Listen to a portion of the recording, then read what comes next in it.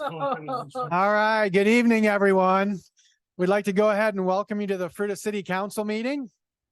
All right, welcome. The time is now 7 p.m. and we're going to go ahead and call our meeting to order. Deb, would you please call roll? Councillor Bremen. Here. Councillor Purser. Here. Councillor Williams is excused absent. Councillor Cry. Here. And Councillor Miller is present with us virtually. Councillor Hansi. Sorry, I can't hear what. Councillor Hansi. Here. Will you do that? All right. All right, everyone. We'd ask that everybody quiet down so that way we can hear everybody can hear what's going on. We appreciate having a full house tonight. Thank you for being here. With that, we're going to move into our moment of silence and pledge of allegiance. If you'd all stand with us. We'd like to take the opportunity to have a moment of silence to allow all faiths and beliefs the opportunity for a silent prayer.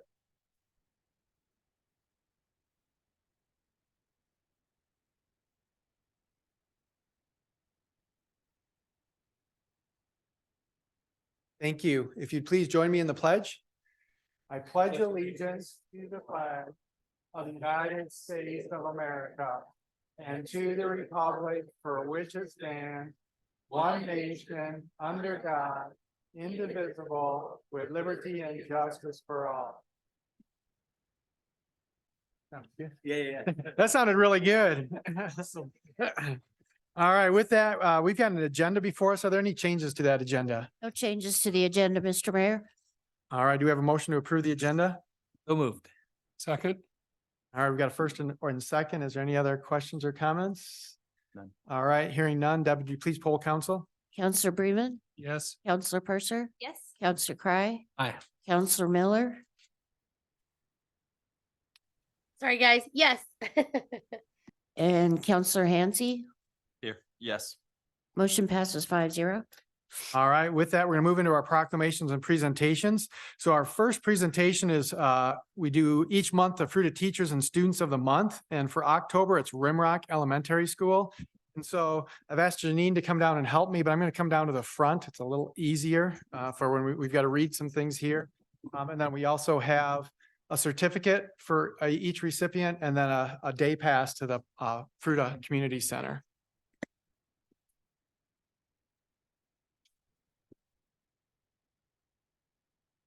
Oh, and don't forget our I Love Fruita pins. So everybody gets one of those. So what I'm going to do is I'm going to go ahead and read these. We asked the principals to give us who they'd like to nominate. And so with Rimrock, we've got one student from each grade and then one teacher from each grade. And so it's great to see a full house here tonight. And we're glad we can recognize our students in our community. So the first one is going to be for 5th grade, and it's Robbie LaHue. And he was nominated by teacher Sarah Rayside. Bobby shows amazing roar behavior at Rimrock Elementary each and every day. He takes a smile with him everywhere he goes and never complains. When he collaborates with other students, he listens to what they are saying and adds in his own thinking. Taking responsibility for his learning and his actions is something he seems to take great pride in. Robbie is just such a shining star in our classroom. I cannot say enough about him. He makes our school and community a better place. Robbie, if you'd please come up.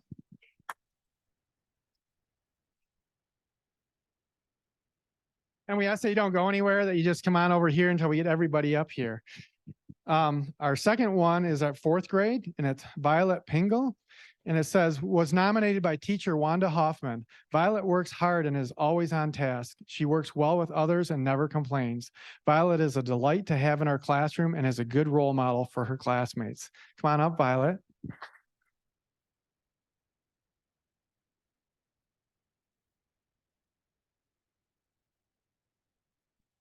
All right, and then we got 3rd grade, Ezekiel Beck. Was nominated by teacher Lisa Roberts. Zeke is an amazing student who works hard in all subjects and advocates for himself if needed.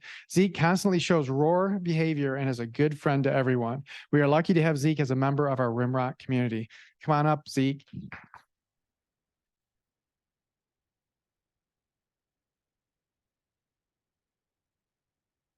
Wait, don't forget your pen.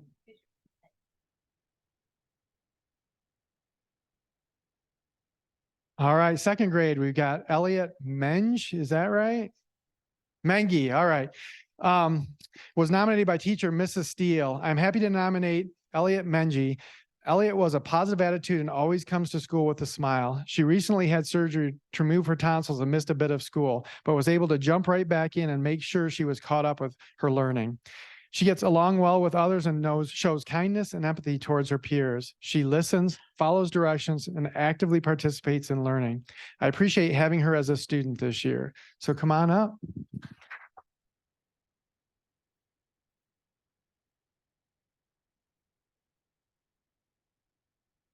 All right, and then we're going to first grade, Emily Taylor.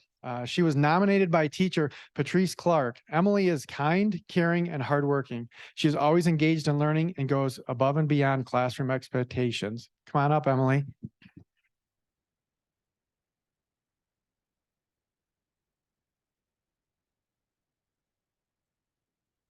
All right, and then we've got our kindergarten here is Grayson Coombs and was nominated by teacher Taylor Musgrave. Grayson is always respectful to his teachers and friends. He takes ownership over his actions and apologizes when he needs to. Grayson has one of the most positive attitudes and does a great job encouraging his peers. He is a very responsible learner and does his work diligently. Though showing roar behavior may not always come easy, he is always willing to try his best and works extremely hard. It has been so much fun watching him grow and learn so far this year. Great job, Grayson. Come on up.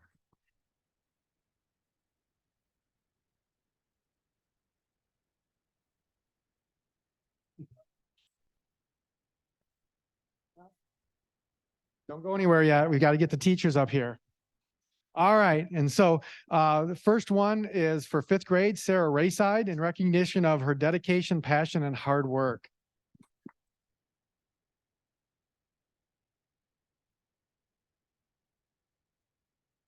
Yeah, come on. Teachers don't get out of this.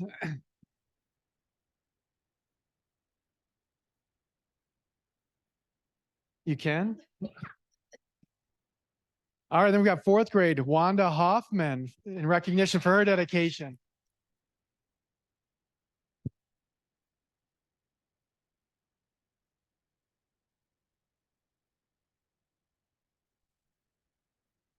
Then we've got third grade, Lisa Roberts. She can't be here. Does anybody want to take this for her? Make sure she gets it. You won't hang it on your wall, right? Oh, yeah. All right, then we've got second grade, Heather Steele.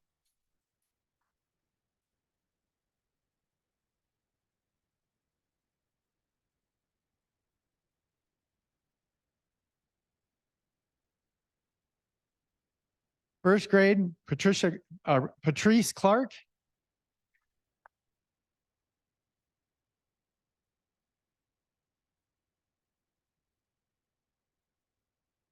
And then kindergarten is Taylor Musgrave.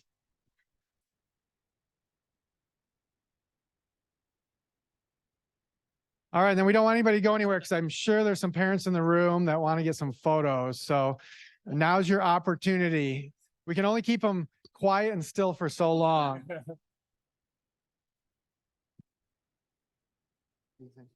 we squeeze in? Yeah, let's go around.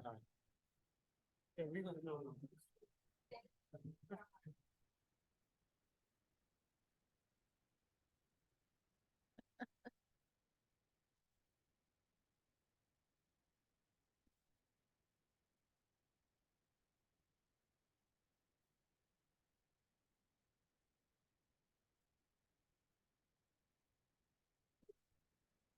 All right, let's give them another round of applause. Thank you, everyone, for being here.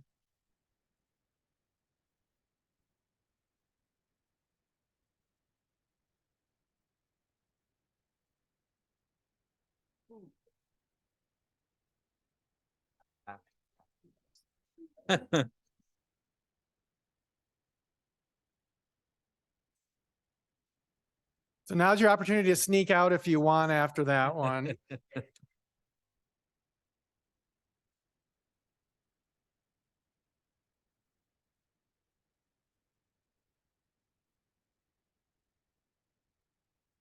I don't know why they don't stick around.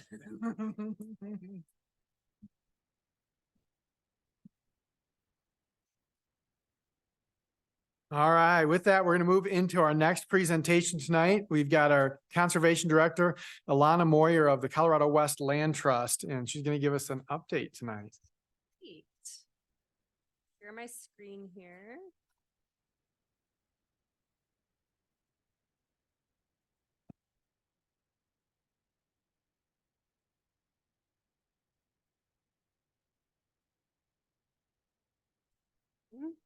That's a really hard thing to follow. But I think it's, okay, let's see here, this slideshow. I mean, though, that's why we're here doing what we do at the Land Trust. That's a perfect segue into our work. So for those of you that don't know about the Land Trust, I thought I'd do a little bit of introduction and then talk specifically about how this work relates to Fruita. I'm Ilana Moore. I'm the Director of Conservation at Colorado West Land Trust. I've been here about 18 years doing this work. And I have family in Fruita, so I do come out here quite a bit. Maybe eventually I'll convince my husband we'll move out here. He wouldn't take too much convincing. No. But we love the Grand Valley, and Colorado West Land Trust is a nonprofit that does land conservation work. We were started 40 years ago by a group of farmers in Palisade that were seeing a lot of housing moving to Palisade, and they wanted to make sure that the fruit ground, the ag production in the east part of the valley would stay viable for the long term. Since then, we've expanded to work. We now cover 7 counties in Western Colorado, and we focus on partnerships with landowners, with municipalities to protect what makes Western Colorado important. So wildlife habitat, agriculture, and open space for us and for future generations. And I mentioned the 7 counties, so essentially the Book Cliffs down to the San Juans, Blue Mesa Reservoir over to the state line. We actually work a little bit in Utah as well. On this map, you can see the orange dots are all properties that we have conserved. So we've worked with landowners who are volunteering to do this work. Nothing is rule-based or anything. We work purely voluntarily with landowners. We've conserved over 127,000 acres of land in Western Colorado. And that's through over 600 different agreements with families that are saying, yes, we want to conserve this land of ours. And so we work with them to go through that whole process. About 3,300 acres of that total is in the valley floor. So we're working on very different scales. We might be doing a 30-acre farm in Fruita. We might be doing a 10-acre farm in Palisade. And then we might be doing a 3,000-acre ranch up on Glade Park. So really varied in terms of where we're working and what type of scale we're working at. But we feel very strongly that each community has things about it that we want to see stay the same. And so we're working hand in hand to make sure, we have parts of Western Colorado that we all love stay the way it is. So that's really the front end, land conservation, preserving the landscape. We have an ongoing relationship with these 600 different landowners where we come out and steward and monitor the properties every year, answer questions they have, make sure the terms of our agreements are being followed. And then the other part of our work is community engagement. And so we're working with our communities. This is the bottom right hand is a picture of the Lunch Loops area where we did a lot of trail maintenance and helped expand that area for recreation. And we're doing volunteer trail days. So you'll see some people out here getting to work. Specifically, the way we've really worked with Fruita, Palisade, the county, and Grand Junction over the years has been through the Community Separator Program. This was established in 2000 as an agreement between all of the municipalities to not develop or annex into these designated buffer areas. I'll show you a map in a minute, in order to kind of maintain the distinctness of our communities. We don't want to be the Front Range where you drive and you only know you leave one city and go into the next by seeing a little sign on the side of the road. There's wonderful stuff between these that we want to protect. And our role, the Land Trust was brought in not as a regulatory agency, but as a way to to bring landowners to the table and to work with willing landowners to complete these conservation transactions. Really, the idea behind this whole program was use carrots, not sticks, to encourage conservation. Put that decision in the hands of landowners that are doing this work. And then the land trust plays that role of facilitating that relationship and that conservation. And so we've raised funds from Great Outdoors Colorado, Colorado Parks and Wildlife, Natural Resources Conservation Services, agencies like that to bring funding to the table, and then with the support of the municipalities as well to make that work happen. Between 2000 and 2023, this is just a list of some of the work that we've done, working farms in Fruita for the next generation of farmers, conserving peachland, grape vineyards along the Colorado River, 2 properties, one in Fruita, one in Palisade, that the Colorado Riverfront Trail runs through. We feel that that's important, and that's actually part of a number of conservation agreements on the Palisade side that the trail just hasn't gotten that far yet, but the trail could go across those properties as well. Properties adjacent to both Highway 6 and I-70, and then stuff in Palisade along the Fruit and Wine Trail. So just quickly, this is the Palisade side.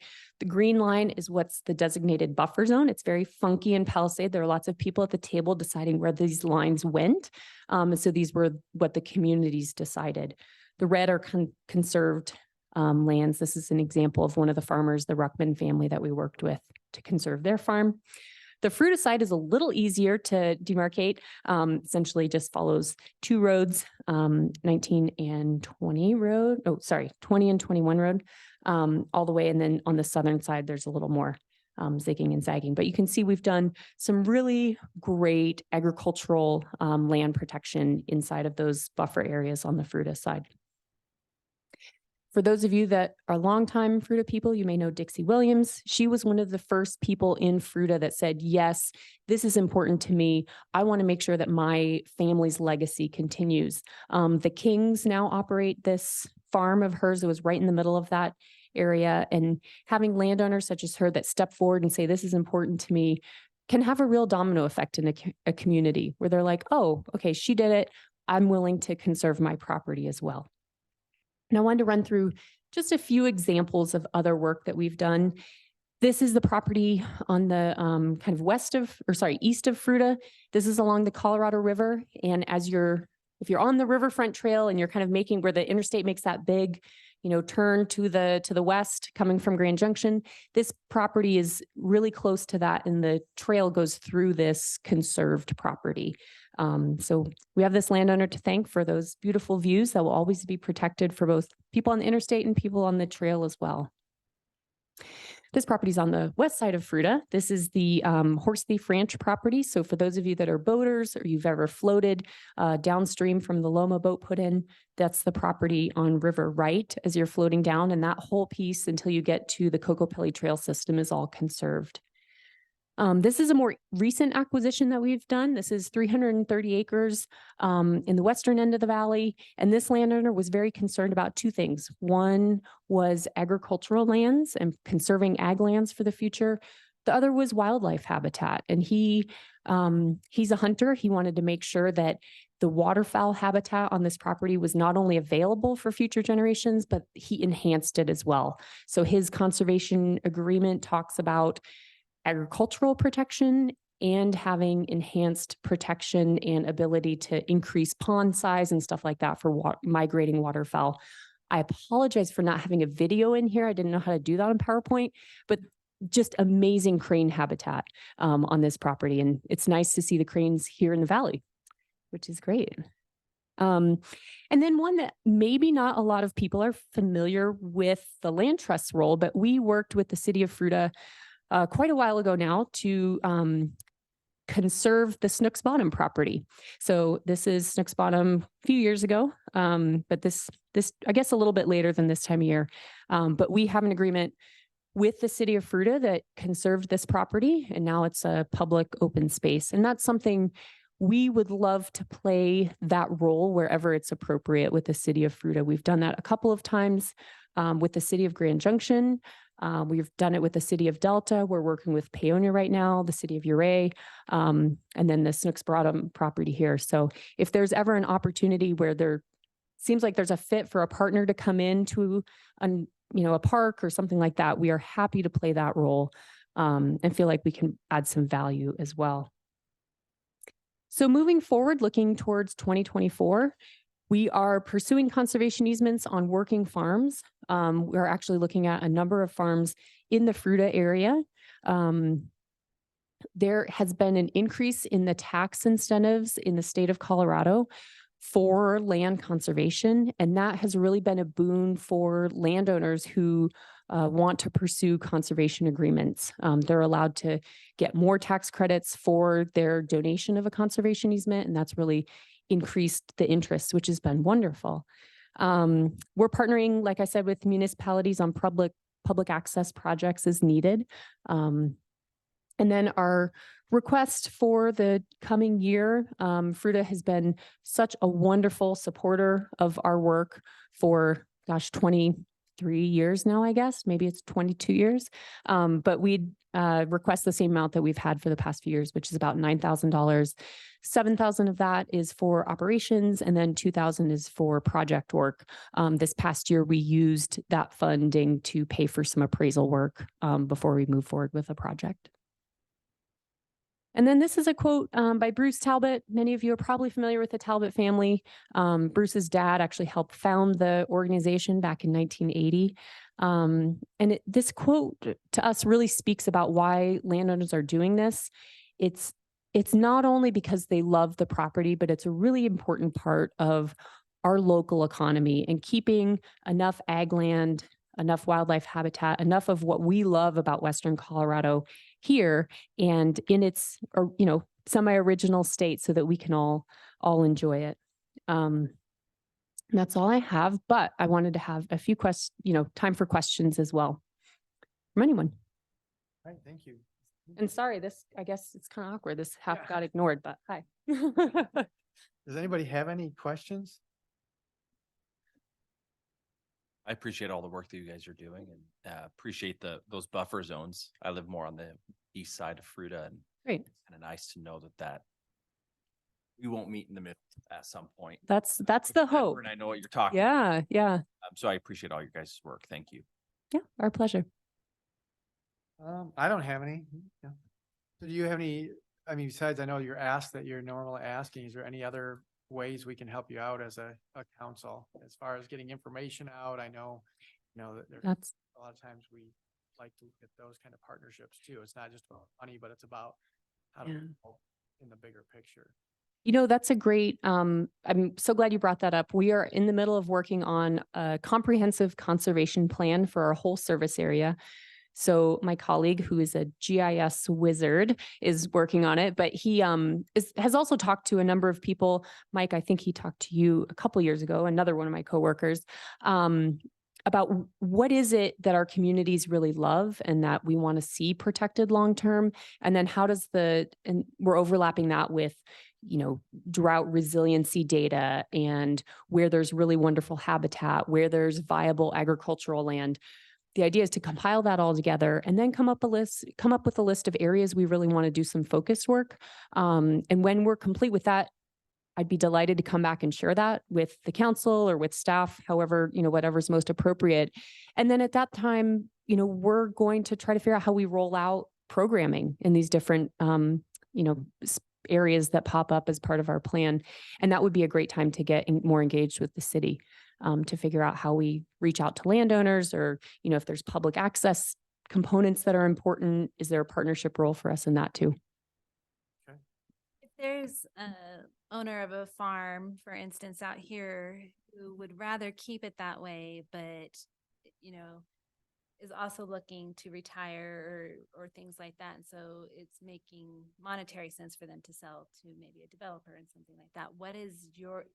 Does your trust have any leeway there? Like, is that something you guys can come in and say, we have an answer for you? It depends. Every property, it depends. I will give a couple of examples. Sometimes we can write grants to get funds to pay for a conservation easement that enables the landowner maybe to retire out of farming, get some equity out of their farm, and still, conserve the whole thing and be able to sell the farm as a whole piece conserved that will stay the way it is. That's also helpful when the landowner may have a couple kids that may or may not want to stay in farming, and it's a way to give the kids some equity out of the property as they're thinking about their estate planning. And then in some instances, the land trust will step in and purchase properties. The main properties we've done that with so far have been we've done this for a series of 6 properties now along Monument Road in Grand Junction. Those were for public access. But we've been thinking a lot more about what our role as an organization is in young farmer access and new farmer access. And so there's a lot right now about land trust stepping in to help purchase properties and get those properties into farmers' hands.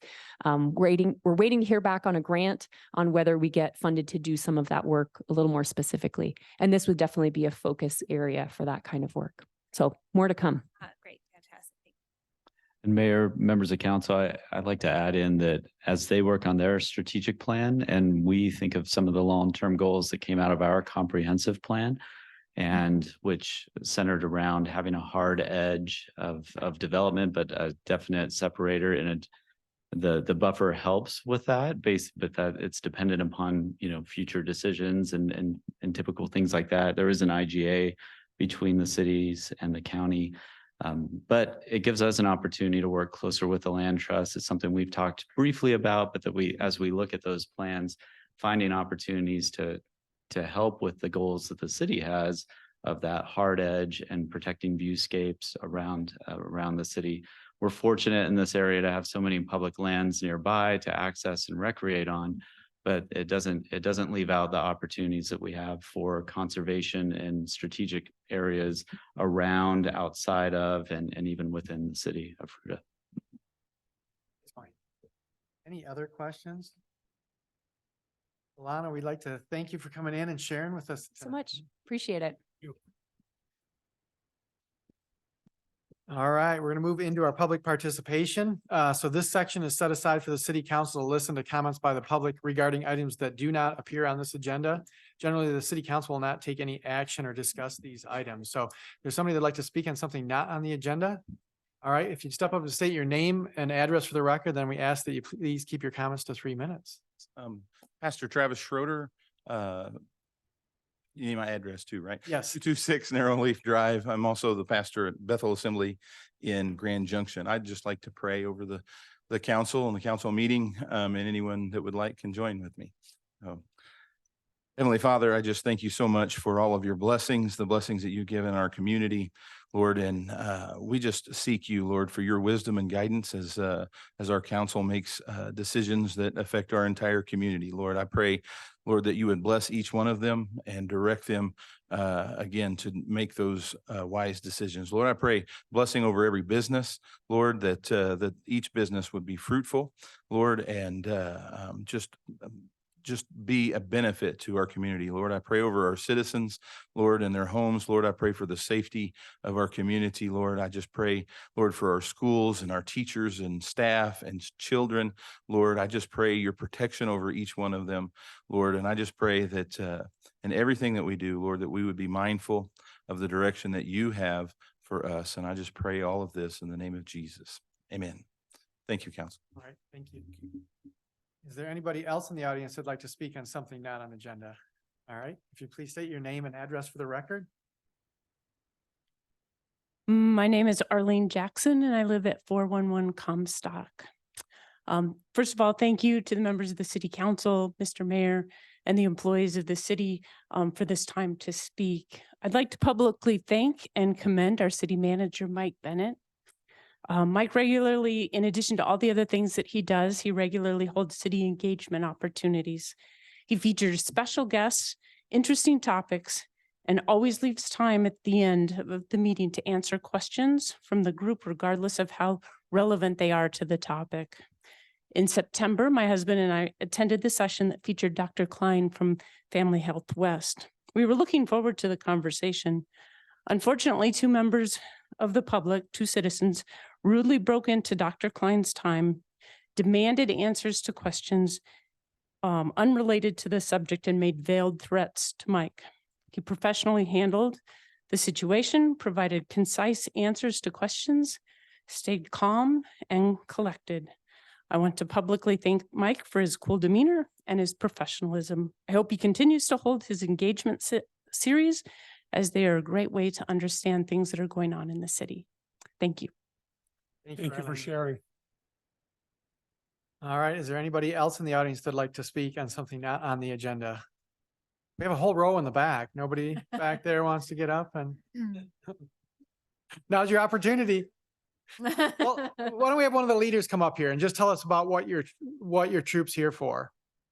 That'd be great, so we know kind of why you've got everybody here. I hate to put you on the spot, but when we see a group like this, we always like to recognize them, and Be prepared. yeah, Being voluntold. yeah. My name is Andy Rosling. I'm a resident of Grand Junction, Colorado. And this is Troop 353B and Troop 353G, also stationed out of the Redlands United Methodist Church. And we are working on our citizenship and community merit badge. And one of the final requirements for merit badge is to attend a city council meeting and take notes on it. And we have to go back to our merit badge counselor and report on what's happening here. So I'd like to thank you for welcoming us and appreciate it. Well, we appreciate you guys being here. For being here. Thank you for the whole troops for being here. We like seeing that. So, all right, I'm still in public comment. So is there anybody else in the audience that'd like to speak? Or do I have to call on some other people? No. All right, with that, we're going to close public participation and we're going to move into our consent agenda. So these are items where all conditions or requirements have been agreed to or met prior to the time they come before council for final action. They'll all be approved by a single motion of the council. So with that, we're going to open up the consent agenda. If there's anybody in the audience that'd like to speak on an item on the consent, now is your opportunity.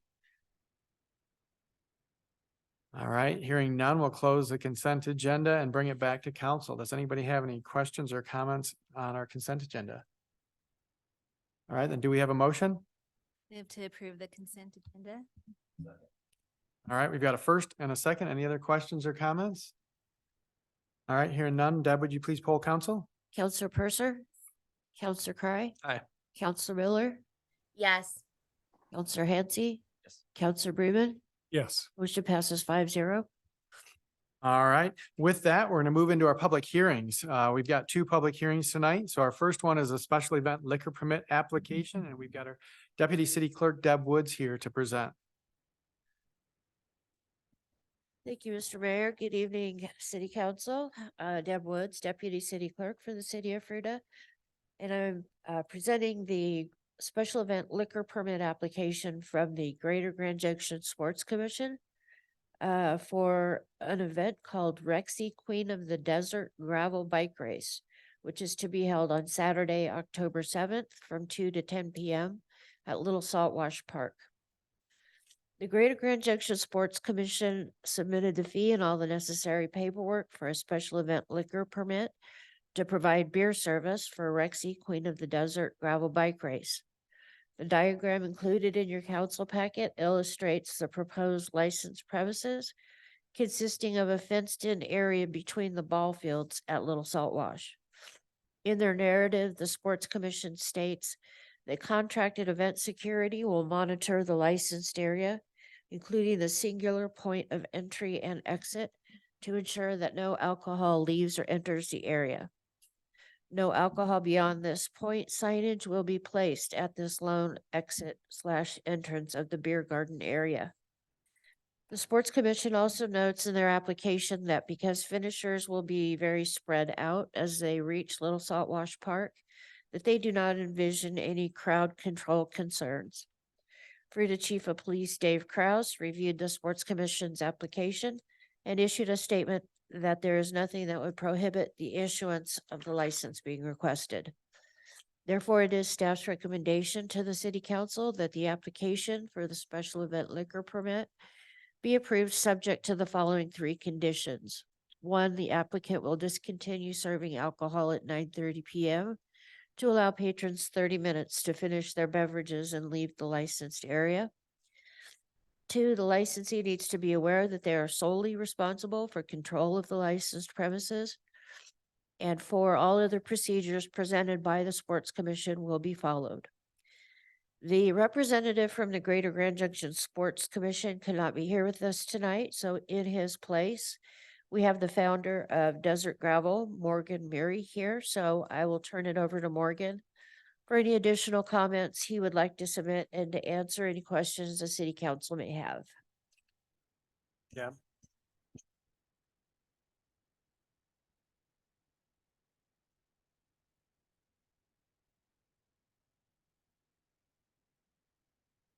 We can't hear you, Morgan. I'm not, is he not on?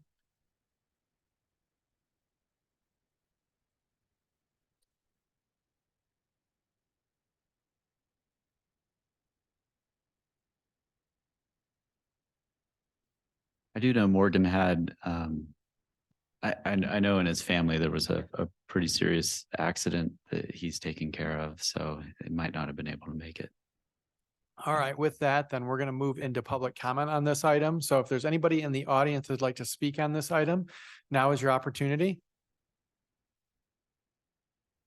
All right, hearing none, we're going to close public comment and bring it back to council. Does anybody have any questions? Do we have normally a capacity limit for the area that's sectioned off here? I am not sure about that. Mike, do you have any idea? Typically for the outdoor events, there's not, I'm not quite sure that I recall that, so. I just mean like when people use these shelters normally, is there like a capacity limit in this space or no? Not for outdoor spaces that no. I'm aware of. Okay. Other questions? All right, hearing none, do we have a motion on this item? I move to approve the application for a special events permit for the Greater Grand Junction Sports Commission to sell beer for the Rexy Queen of the Desert Gravel Bike Race at Little Salt Wash Park, subject to the conditions stated above. Second. All right, we've got a first and a second. Is there any other questions or comments? All right, hearing none, Deb, would you please poll council? Counselor Cry? Aye. Counselor Miller? Yes. Counselor Hansi? Counselor Bremen? Yes. Counselor Purser? Motion passes 5-0. Right. With that, we're going to move into our second hearing. It's another new liquor license application, and we've got our Deputy City Clerk Deb Woods presenting on this one. Thanks again, Mr. Mayor. My name is Deb Woods, Deputy City Clerk for the City of Fruita. I'm presenting this application for a fermented malt beverage and wine off-premises liquor license for the Family Dollar Stores of Colorado, LLC, DBA Family Dollar number 27356, located at 1668 West Highway 6 and 50 in Fruita. The applicant filed the applications, supporting documents and fees with the city clerk's office on August 14, 2023. A notice of public hearing poster was hung at the Family Dollar store by the applicant on September 18th. And you'll see that on the right-hand side of your screen. And a notice was published in the Daily Sentinel on September 13th for this public hearing tonight to inform citizens that the city council would be considering this application for a new liquor license and provide them with an opportunity to participate in the hearing should they wish to do so. You can see that on the left-hand side of your screen. Pursuant to the Colorado Liquor Code in state statutes, when a local licensing authority is considering a new liquor license application, there are 2 factors that must be considered. One is the character of the applicant, and the second is the needs of the neighborhood. When a liquor license applicant has a master file with the state licensing authority, it is the state and not the local licensing authority who arranges for fingerprints of the individuals listed on the application to be taken and checked by the CBI and FBI for any evidence of criminal history. Next, please. The state provided its master file letter that informs us as the local authority that there were no records of criminal history found for any of the three individuals whose individual history records were submitted to the state by Family Dollar. Next, please. The criminal history report is one of the two things that the council must consider when granting a liquor license. The other is the needs of the neighborhood and the desires of the adult inhabitants. The needs of the neighborhood are supported by the survey that was circulated by Alcohol Petitioning Services and submitted to the city clerk's office with the application for the liquor license. In summary of the signatures obtained in favor or against issuing the license, 39 residents and businesses were in favor of the license being issued, and 29 residents and businesses were opposed. Statistically, 57.35% of residents and businesses were in favor, and 42.65% were against. Because staff feels that there is sufficient evidence that the applicants are of good moral character and that the needs and desires of the neighborhood are in favor of granting the liquor license, it is staff's recommendation that the city council approve the application submitted by Family Dollar Stores of Colorado. I would like to now introduce the applicant's representative, Mr. Tommy Jackson of Decisions Consulting, who is with us here tonight virtually. Mr. Jackson, at this point of the public hearing, please briefly. Yes, I am. Oh, go ahead, Tommy. Oh, I apologize. I'm sorry. There may be a bit of a delay. It's fine. I'm so sorry. Thank you so much. My name is Tommy Jackson. I'm here on behalf of Family Dollar. Ultimately, what they're looking to do is, one, by listening to the customer base, provide alcohol by way of beer to their customer base. They participate in tips training. So anyone that's involved in selling alcohol has to go through tips training. Tips training is recognized throughout the country. They also have an internal training as well. And what they use with that is bars. Bars training allows individuals who work with, the sale of alcohol to be trained in terms of knowing how to look out for false identification. And there's also technology that allows you to scan those different identification cards to make sure that they're authentic. So ultimately, what Family Dollar has done is made sure that they put internal training in, and also other training which is recognized throughout the country, to make sure that it is meeting local and state jurisdictional laws. If you have any questions for me, I will most definitely be here to answer them. All right, Tommy, Thank you we're so gonna stay on the line because we're gonna open it up to public comment first, and then we'll come back with any questions. Yes, All right, sir. Thank you.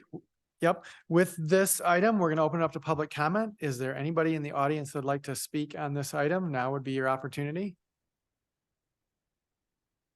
All right, hearing none, we're going to close public comment and bring it back to council. Does anybody have any questions or comments on this item?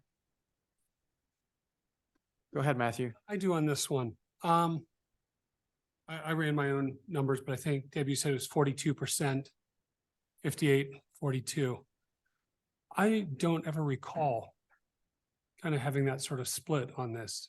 Does anybody else on council? And then, so my question is there a standard that we have or precedent that we've set that says, it has to be 50 plus 1, 30, is there any of those standards that have already been set or precedents that have already been set? There are not any. So, I just find this one unique because of that split. I'd love to hear what other people have to say. But I think the state one is what is, how does that worded for the state in the second requirement for that? The needs of the neighborhood and the desires of the adult inhabitants. Okay. It depends if it's like going like a vote, then it's 50.1 compared to, it'd be a tight split, but any other comments related to that? I'm not sure I've seen a new one before while I've been on council, which is why this I think looks different. Usually they're just renewing, so they don't go through this same process. Is that correct? That's correct. To me, this is new, just period. We had one at like City Market. It was an add-on. That was was a an add-on, you're right. modification of, You're right. I think the last new one that we did might have been the Fruita Co-op. We did Aspen That's- Street Coffee. I know we did that one. Yeah. How has the rollout been when you've done this before at other stores? So Because that's far, right in the it's heart gone of- well. That's right in the heart of the community and close to some schools, not too far away, or not too close, but not too far away from them either. Right. So typically, when we're looking at the distance ordinance, we make sure that we're well within the laws that are stated. From what I can tell, they're not within any of the ordinances that are required as far as distance goes. But as far as like, the way that is rolled out in other stores is just like any other store, whether it was like a Kroger or a Publix or anything else that offers their customers, again, beer or wine. And again, it's not like, you know, the individuals that are offering the beer and wine is not elevated ABV or anything of that nature. Ultimately, what has been done is because it's typically about one cooler.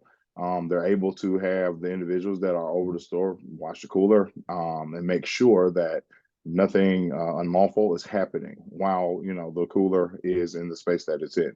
And typically, what the company has done, if the district would want the cooler maybe closer to the door, further away, we typically listen. It just depends on the district and what's needed.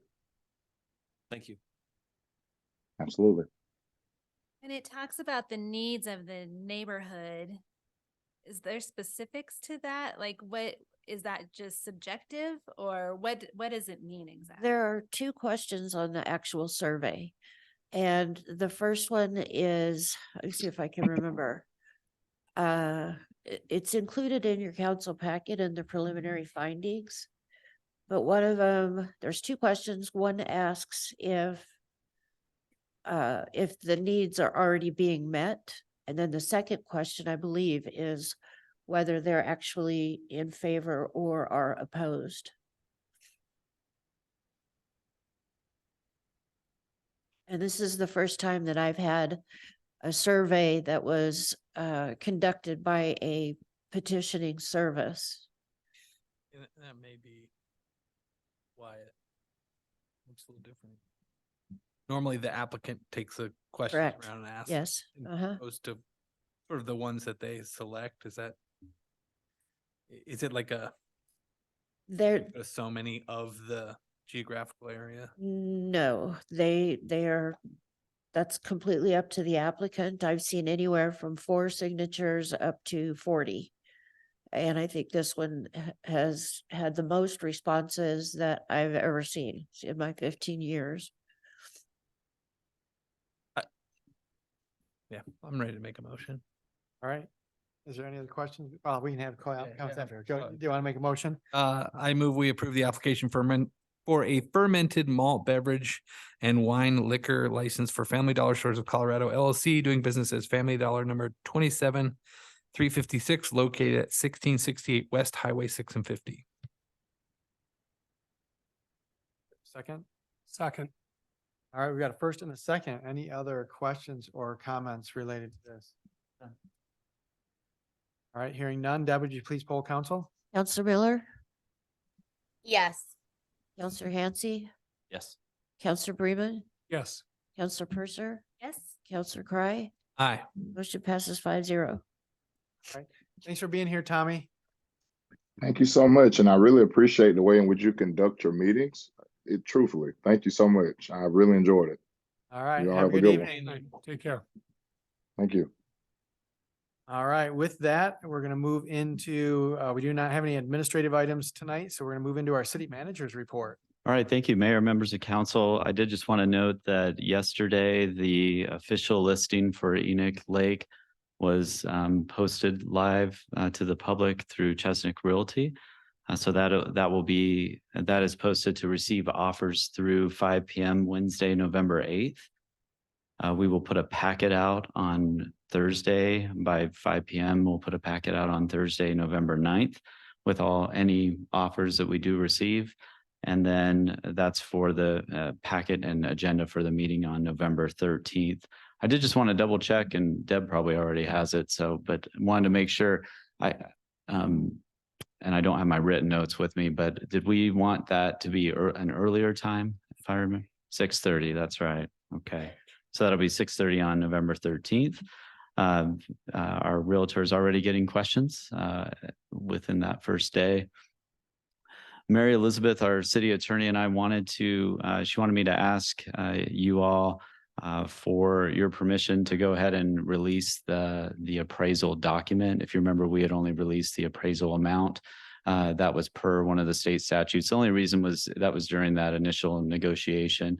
At this point with the listing, it's better. We would recommend having every bit of information we have out there, and we can link it on the website if you'd like.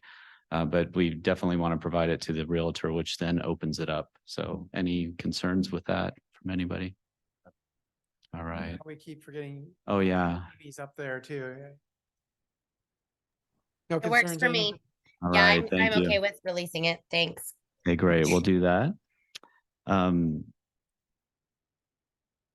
did want to say thank you for the ability to attend the International City County Managers Association. I just flew in at 6:30 from that since Saturday, and it was an awesome conference. I look forward to either at a workshop sharing some of the things I learned, or writing something up and sharing that with you.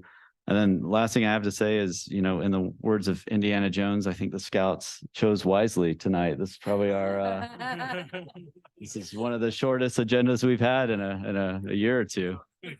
That's all I have tonight. Thank you. All right, thanks, Mike. All right, with that, we're going to move into our council reports and actions. So our first item is establishing a committee to review the possible localism board. So, Mike, did you want to give an overview on this? Yes, this is a continuation from the discussion you all had last week or recently I think it was last week at the council workshop. Discussion over all of our boards and commissions. There was a desire of the city council to look at one, celebrating all the work that Downtown Advisory Board has done for many years, and the fact that they've kind of reached what they were called to do or established to do, and were able to do that. And they have one event in December. So as they wind down and we look to not have a Downtown Advisory Board in the future, look to create a committee now involving the 3 members of the Downtown Advisory Board and those that you all want to invite to join with them, help with the final lighting event in December, but really look into how to create and get started a localism board and make recommendations to the council, so that early in or at the beginning of the year we're in the process of creating that localism board. Just a quick summary of what localism. Well, I don't want to try and define it, but some of the ideas that have led to it is the fact that the city, both city councils of the past and current, city staff, the Downtown Advisory Board, and I would say many members of other boards and commissions and other co-creators in our community have really worked hard, always striving to find more ways to get our growing community, community of residents to know more about what's happening in Fruita and more about the businesses that are here, the events and activities that are here. And I think there's been a lot of efforts that have help that get better and better. And a localism board would be the initial thoughts and ideas that I heard from many of you in that discussion, is to take some of the new things that we have at the city that we used to not have, having a actual communications department. We have Ciara does an amazing job, and Ammon now has joined that team that was helping with Parks and Rec, but also the ability to start doing our tourism social media in conjunction with the tourism group that we contract out, but helping take especially our local communication efforts to the public, not to replace what city staff do, but to help take it further into the community. So I think it's a pretty beyond that, it's an opportunity kind of to get some input on with that broad umbrella and get a good group of people that have I think the discussion was rather than just taking applications, this is an opportunity to invite 3 or 4 more people. I would say I think a functioning group typically is like you all around that 7. We already have 3 that are already part of that downtown advisory board. Invite some others to determine if you want to have, Janine as the downtown advisory board liaison, kind of work with that group. Ciara and I are happy to continue working with that group and the new committee. It's a committee, so it doesn't fall within the board and commission rules essentially. So if you wanted to invite people on other boards and commissions that this is an opportunity for you all to invite some people that we know have an understanding of where we're trying to go, and they have the ability and the drive to put some time over the next few months and bring back recommendations to the city council. Right. I want to start out by saying, so I guess our first plan is for the committee to see what the localism board would do. Mm-hmm. Our question is tonight. So if we set up a committee, then from there, in January, Mike, if I'm hearing you right, we'd probably say, okay, then we'd officially create a board for that based on the feedback. I think, yeah, I think you give them a few months to work through it or whatever time period you want to bring back recommendations. And based on those recommendations and your decision, then we would start a process for creating. I don't think a committee my opinion is I don't think the committee would be necessarily limited to 7 if we want feedback. Board then would be one that we would set a certain number on. I don't know what everybody else feels about kind of getting that feedback. Maybe it kind of depends because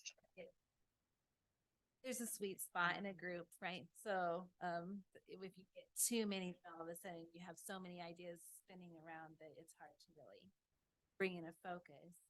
So we still might want to think about a certain number. I think it'd be good to I look think like 7 to 9.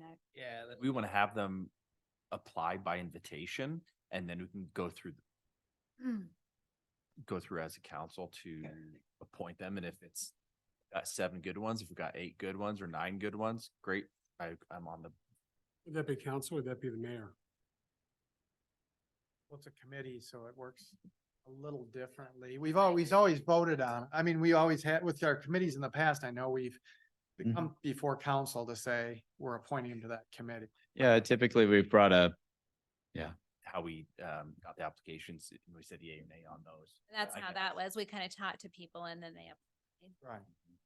So and then I like the idea of having the application process by invitation, because that then gives us still control over it, not just first come, first serve of who we invite. It's not just. But then we can just take, not saying that we'd limit whoever comes, but it gives us the opportunity to make a decision.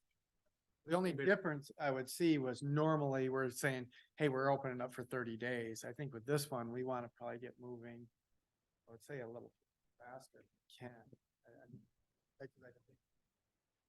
January isn't too far away, and if we're trying to get some ideas. Do we want the committee to start in January?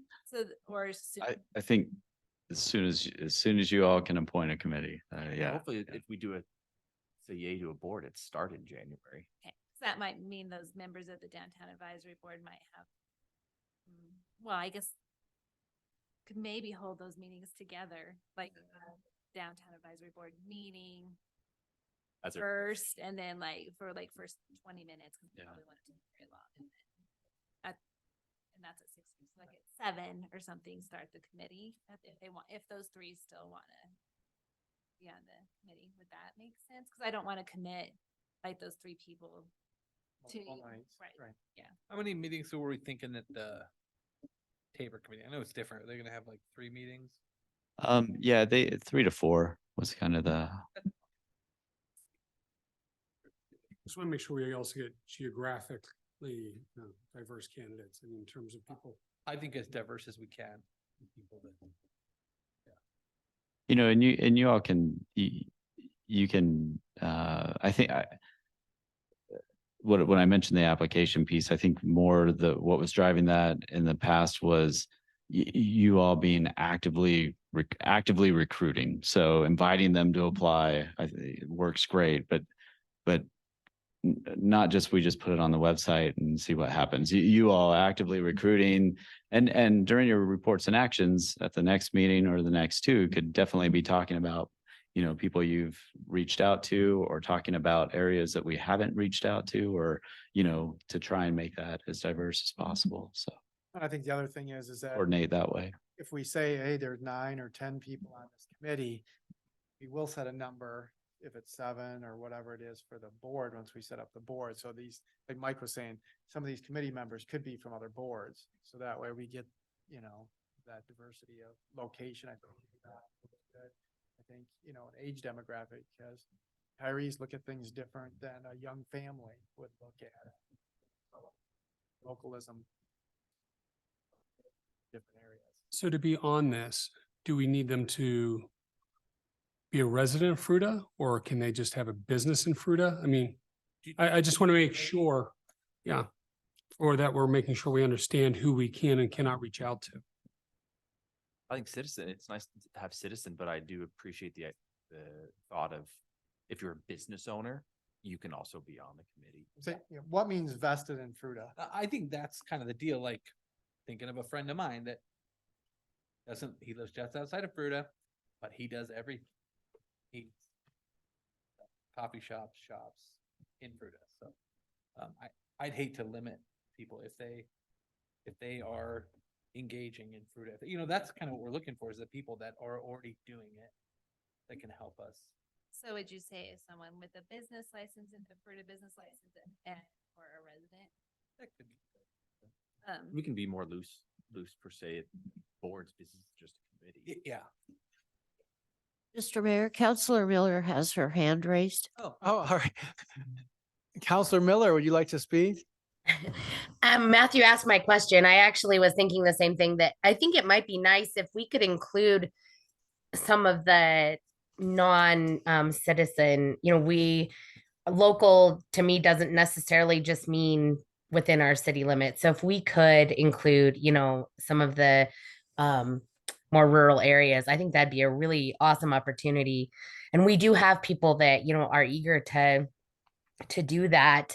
But they're unable to serve in a lot of places because their address is just outside. And I think this would be a great opportunity for them to jump in.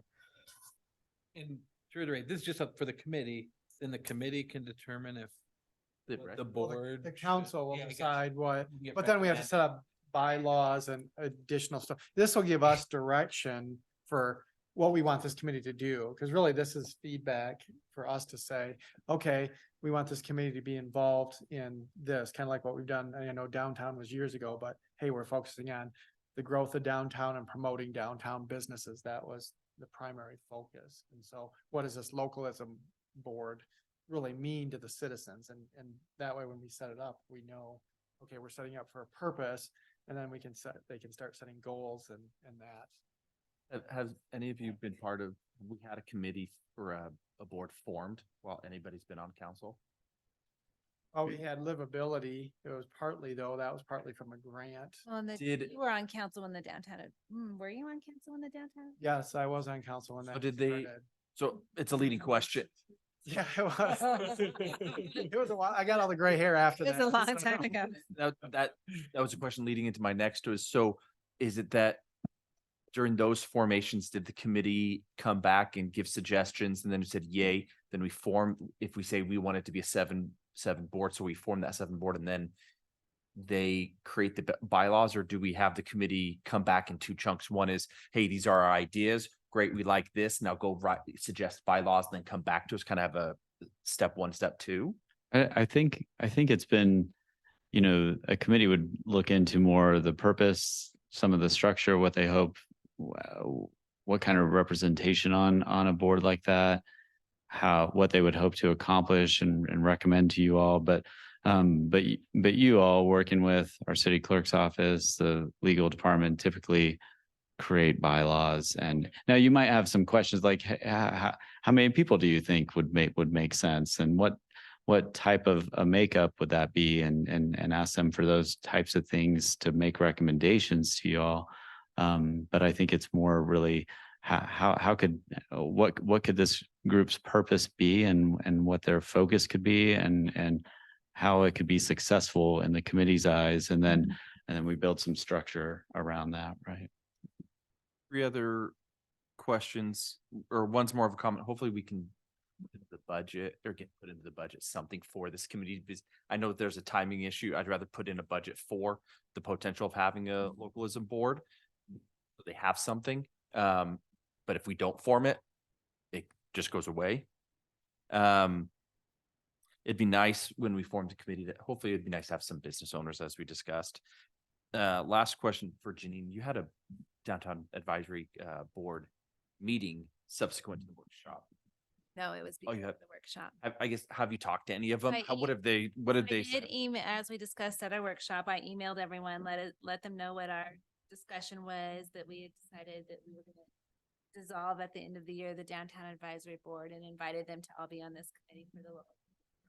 I've heard back from one of the chair, from Jared, to want to meet with me. And that's all I've heard back. Just curious. All right, and I have one quiet comment.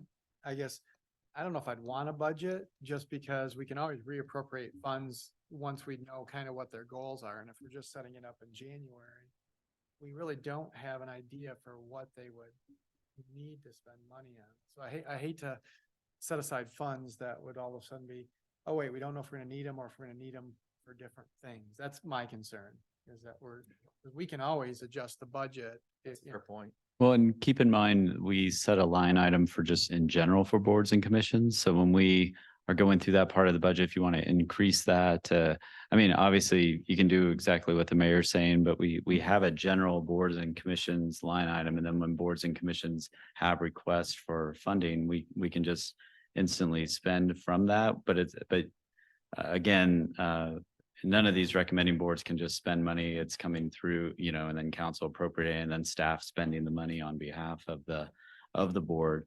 So we might want to just look at, if you're interested that as we're going through the budget process, we might want to look at, increasing that line item a bit, because it in general has been covering, the mixer we did and the gifts that we do. We have tried to increase it for some of those requests, but it's one thing I think we need. I think we noticed going through this meeting with all the boards and commissions, it's not as well known to the boards and commissions. And I think now with all the staff liaisons, the council liaisons, and those boards knowing, we might want to anticipate that a little bit more, that we'll have more requests, I mean, because we hear some of them, and some of these are not big requests, if we're trying to fundraise $500 to print, these history books or something like that. And it's like, we can allocate that and not always have to do a fundraiser for some of the work these boards do. So. I think either way, I see your point. I think when we think about a possible localism board being similar to tourism only for residents, tourism board a budget much larger than what what the line item for the boards and commissions. So if we're thinking in some terms of it running kind of parallel to that, then it would make sense that we could also reappropriate it. The tourism one is based off a voter, because that one's based off from a tax. Oh, sure, of So I course. mean, that's Yes. really Really in a different. different Yeah. category. I'd rather have a board figure out what they want to do, Of course, yeah. and then the strategy, and then the tactics, and then come do that. I'm Yeah. good with the mayor's POV on that. And also keep in mind that the tax that the tourism board makes recommendations to spend on, what was voted on is to market the city and its environs. So it can be used more broadly than just tourists, is what I'm saying. It can be marketing the city internally, externally. So future discussions, depending on what, once we get to that purpose, there is some opportunity to look at how we allocate those funds in the future. Well, and we do look at that full tourism budget. And so, I mean, I know we do a lot of like the local events, get money out of that tourism budget. So maybe in the future, once we set up a localism board, that we say, okay, percentage of that goes to promote. So that's a Then it's not coming out of maybe some of the general budget. What other questions or direction do we have? So I mean, we're not really clear yet, I don't think, to So Mike. we're gonna go out and recruit. When do we want to have that done? As soon as possible, I think. I mean, Like by next meeting? well, like that's the 2 application, well, we'd have to, so we have to give direction to staff on like what the if it's just the standard boards and commissions application. That we We could modify that to, there might be a little bit shorter, that it's a committee, a working committee to look into establishing and maybe similar to what's in the packet tonight. I mean, it's a fairly brief description, but something like that. But Get that to us, then we'll send it out, or should we? yeah, do it so we can get that to you all, or I think would be great. I'll hand deliver it a few places. It'd mean more if we delivered, I Right. think. And so we're in agreement that it's residents, business owners, and people that are active in the community. And surrounding, like if we're talking people that Well, I think even if invested in our community, I think is what. that's I the like to say. active, yeah, Right, vested, Yeah. correct. okay. I just want to make sure I understood that correctly. Everybody's good with that? Love it. Yeah, and then next meeting during council reports and actions, maybe we'll get some applicants. Well, if we before get then. some applicants, my question is, because normally I'm doing interviewing of who's coming in. I didn't know if we wanted, for this committee, get the applications out to everybody, so we all can I like see it, like who's what we coming. did how with the Yeah, with the Tabor board. Yeah. Right, because I think That was it's Yeah. a lot more helpful for us all to see the different variety of people, so. Are we throwing down a competition in terms of how many people can get to apply? Let's aim for a strategic, couple good. we, One's a shotgun approach, one's more of that cited, Selective. like, Purposeful. yeah. Ouch. so we'll keep it as a placeholder under board, like we had tonight, under council reports and actions until you've completed it, right? So next meeting, and if there's more to go, and that way it's definitely something to discuss, if you've had good conversations, if you have people, and types of, what applications we have up until that point. I did just want to clarify, so we weren't putting a restriction on just business owners and or business license holders or residents. It's more broad than that. Okay. So For the committee. yeah, for the committee. Yeah. Okay, perfect. Have to be the words, I like the word active or, vested. I like both of those two words in our community. Amy, did you have anything else you wanted to add off from that? Nope, that all sounds good to me. All right. Mr. and- Mayor, I can modify that application and email it to y'all tomorrow. Okay, Thank you. that'd be good. And I think realistically, I think the end of the month would probably be realistic. It'd be nice to see applications as they come in, but I think shooting for the end of the month. Do we have to have a vote to appoint them, or can we do it? at a workshop? I think that's how you've typically, when we've appointed, I think about the housing and the Tabor, we did list them and then you approved it. I think we'd be appointing probably the first week of In November. And Yeah. we definitely are gonna extend an invite to the three, I have already. but I mean, they Okay, I'll have make to sure put they in do an that. application. They, Or I guess they Yeah. can to make it official. I don't I think they. We've already appointed them to that board. We can put them on the list like what we did for Tabor and say, okay, they're. It just needs to be communicated. Yeah, yeah. So I just will confirm with them if a yes or no from them. and then let One you is a know. brand new member we just Right. appointed like Yes. a month ago. Right. so. Mhm. And then Janine, I wanted to clarify too, you're good with being the liaison? Yes, All right, just to make sure, I don't want to, yeah. Mike volunteered you, but I want to make sure we're, I'm happy to do it. Thank you. all right. Any other questions or direction, I think? All right. With that, then we'll move to our council reports and actions. Who'd like to start tonight? Me, All right. nothing. All right, and we're gonna go to the left because Aaron's writing so furiously, so I'm gonna get him right in the middle of a thought. Okay. Didn't phase him at all. I was ready. As is, first thing, museum board, they had a candidate come out for their to fill the ED position. I believe it was yesterday. They came out and toured part of Fruita in our facility here. Also at the, there's some events that are coming up. One that I think could be good, Sarah, they should be reaching out to you, their education director or somebody from there. At Dinosaur Journey, they're hosting at the end of the month, a sensory experience for individuals that can come help provide feedback with experience with folks that have sensory challenges. I can get you a flyer, but it's at the end of the month, but they should be reaching out to you there. I thought that was just a great opportunity. Some cool things that are going on there. They did talk about repairs and maintenance at the facility, that things that they're working on, they're trying to get done. And I reminded them about their responsibilities with reporting and to get with Margaret now and soon to make sure that they have it all up to speed. Because right now it's an interim director or the assistant director or something like that is kind of heading things up. So I kind of put that in his ear so we don't lose ground like we have in the past.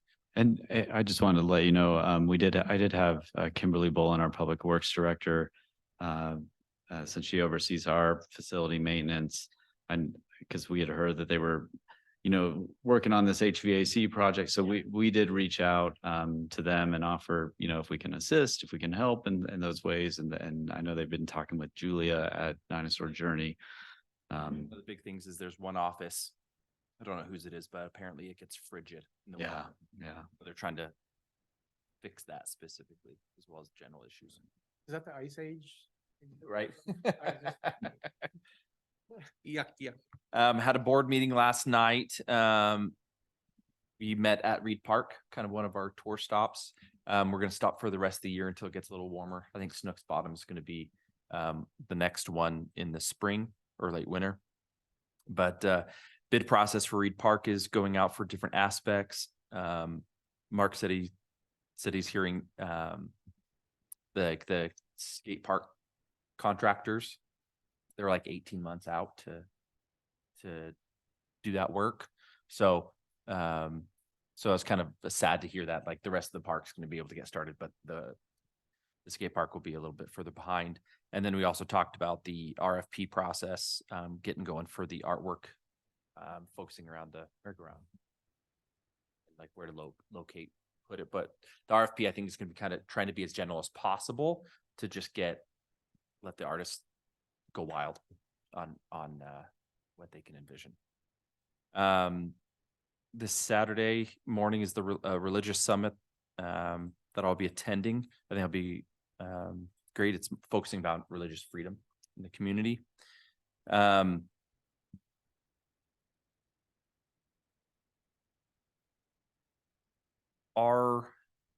there's a big thing coming up on the election in November, that's Proposition HH.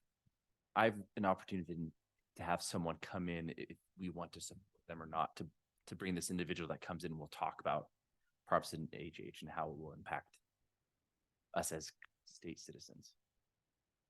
I'm a little uncomfortable with that being part of council. Okay. Just what is HH, just curious. There's a lot from CML, and I can forward you their summaries and everything on that. There are some cities that are starting to take some action. CML might provide, they're working on a template resolution, but there's just a overview that I can email out to all of you on that as well. But I mentioned it briefly, not the details of it, but it's what it can impact our future revenues with property tax in different ways. But it is That's just my opinion on that one. it is a I don't political. mean to speak for the rest of council. Oh, I agree with that opinion, because I think, there's some things that will affect our, and that one I've read a little bit about, but I haven't read enough about. I think what I like to look at is start bringing in people to talk about certain proposals or laws that are going into effect. All of a sudden, how do you say yes to one and no to another? So if we start inviting them in, then all of a sudden, every bill is going to want to come here. And I don't think that's fine. My opinion is, I agree with Matthew. I don't think that's our role here with that. Okay. last one is I appreciate Mrs. Jackson coming and talking about the engagements and appreciating those because those are good events. Do you care to elaborate on, Mike, on your experience of the negative aspect of things, the threats? Because you're racking them up more frequently, and I say that more serious than I said, but Yeah, we've, I think at some the, new individuals, or are they? no, similar individuals for sure. So, it's regarding the mountain properties and another subdivision, but we've had, I don't think at this event, I think it was just brought up that there had been those in the past, and kind of the reaction was definitely not almost as if that was a good thing by one of the people there. But there, yeah. So basically, we've had someone that we had an open house in 2017, and she said this out loud, that, we'll assassinate you if you sell those lakes. I will say none of us felt threatened in any way at that point in time. That was brought up at this last engagement because we were they were kind of accusing us of rushing this process, and I was just mentioning that this has been decades of process. And do you remember when she had come into City Hall and made kind of a lackadaisical similar threat on all the staff, said decapitate if you do this at the counter. And then another one at one of our events, just to one of our staff. Well, that was a little different, just frustration with a neighborhood, and kind of threatening that people could die if a neighborhood was built, but it wasn't necessarily. And the blood would be on your hands. Right, or something like that. Oh, yeah, just confirming her. So, I appreciate you bringing it up. I don't know. I've had private talks before, but I think it's to a time that something needs to happen. Good conversation. And it's just not acceptable behavior of a citizen to. I agree that I don't think those threats are serious in nature, that we need to start getting bodyguard for Mike 24/7. But I think it's not acceptable at all to tolerate that, because it's been continuing, and this is now the third in the last couple months. So I'm not happy that our city manager has to deal with that. And I'd like to find a resolution that we can get that type of negative communication stopped immediately. I feel like staff could direct the manager that. I feel like I could have a chat with the individual too. Well, yeah, for sure. That But would be if they, another option, because if another threat was to happen, Right. you could I say, don't think it's. I've been directed by council that right, if you do that again, we have to call the police. I think we're beyond that. I think we are at the point where we have to take decisive action, because it's been going on for years, and I think there's 3 incidences now that Mike's received a threat and staff has received a threat. I think we don't sit and wait for the next one. I think we need to do something like, Mayor, please go and sit down with the individual, or police chief, or whatever's the best action. But I'm done hearing about it, because I don't appreciate it. yeah, I mean, I appreciate that. I appreciate support. It's not something we want to deal with. I especially don't want our staff having to deal with that.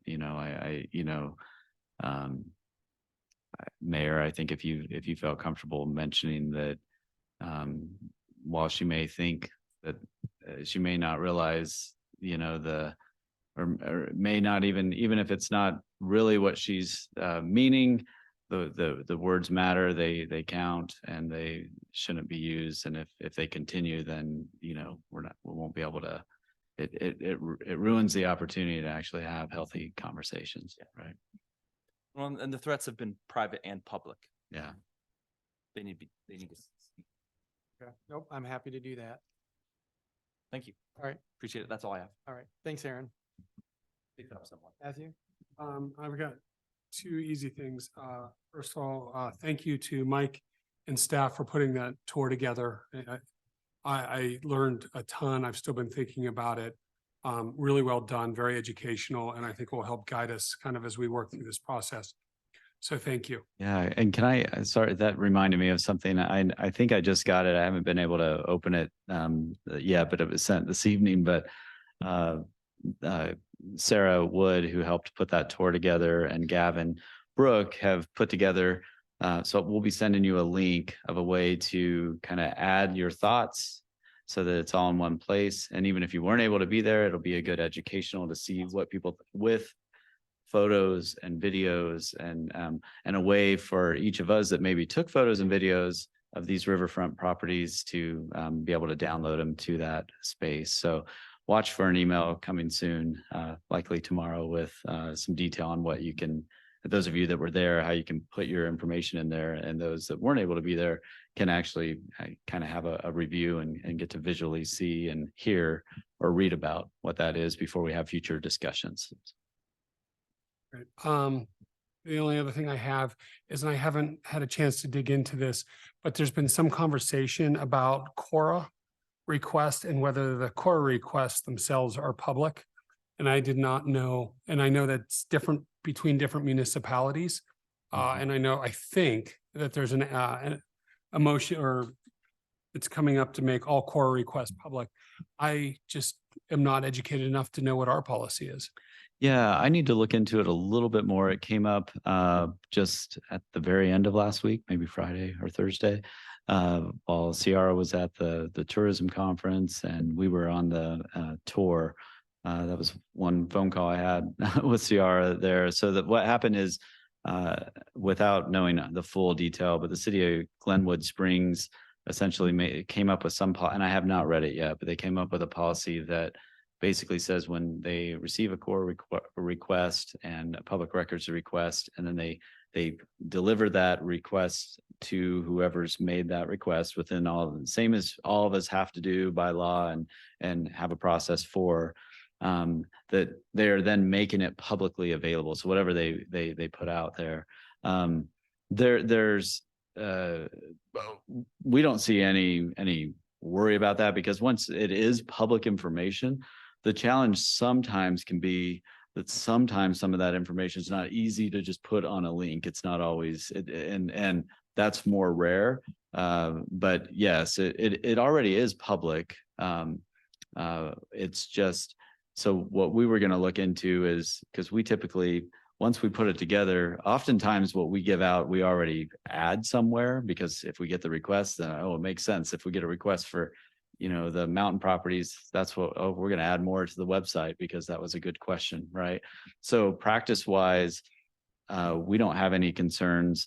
The only thing I want to look into is some of those details of when it's, there can be some public record requests that cities get that take many, many hours, and that's when fees kick in. And sometimes it's given on like a flash drive or something, and it might be difficult to replicate fully. But I think even with that, there's easy ways to put the base information. Then if you want that detail, we can provide the rest as well. So we really have no worry about doing that. I mean, we would have, if anybody requested the same thing, we have to give it to them anyway. So it makes it easier for us to put everything we can out. There just could be some nuances that it's like, if you wanted the rest of this, it might need to be a flash drive, and Here's with a it. synopsis of this core. Exactly. request. Again, And that is such a rare, Right. for, on that piece. But I was saying a core request is normally for a specific Mhm. items or specific things. Yeah. If we did that, then we'd probably want to label it, hey, this is the exact core request and here's what's included Yeah. in that. So it's not. Right. And my question is, I don't know where this is going to go. I just didn't know if we had a policy already, or if this is something that we kind of need to follow to see where it's going from a regulatory standpoint to Yeah. kind of keep up with. We want to look into it more for sure. I mean, we have a policy for responding to core requests and providing them, but we don't have a policy like this one that says then it's automatically Okay. uploaded somewhere. So, so I think that'd be a great future discussion. Part of it's logistics, I think, is what you're Yeah. saying. It's like, okay, Right. put it somewhere where it's easy to access from. Yeah, either way, we had planned to start looking at Glenwood's policy, and then guaranteed CML is going to start looking into this further as well and providing some, I mean, I'd be surprised if not, so. Okay. That's it for me, sir. All right, thank you. Janine? I just want to echo Matthew's gratitude for the tour that we went on last week. It was fantastic in every way. So thank you guys for making that happen. And I don't have anything else. All right, Amy? You guys may have noticed on your way into the Civic Center today that one of the displays has been changed. The Heritage Room was already on that. So our request, they were already working on it. And they're talking about like what kind of timeline to put on those, like if it's every 6 months swap out or if it's annually.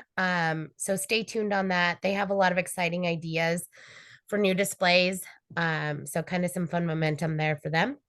And then I triple echo the tour comments. I would love to request, Janine and I were talking about, we need to set up a time to tour our property. Now that we've seen some of the possibilities, and like it was hard to envision some of the things without knowing what our space, looks like and how that might fit. So if that's something we can schedule soon, that would be fantastic. Sure. Yeah, that'd be great. Here.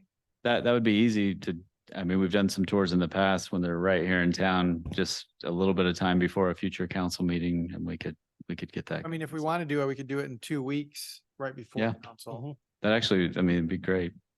Yeah, that would be awesome. And that's Oh. that's all I've got.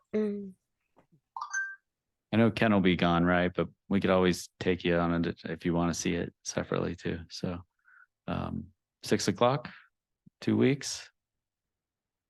Great. What's the day? I better look at the It's the data. 17th.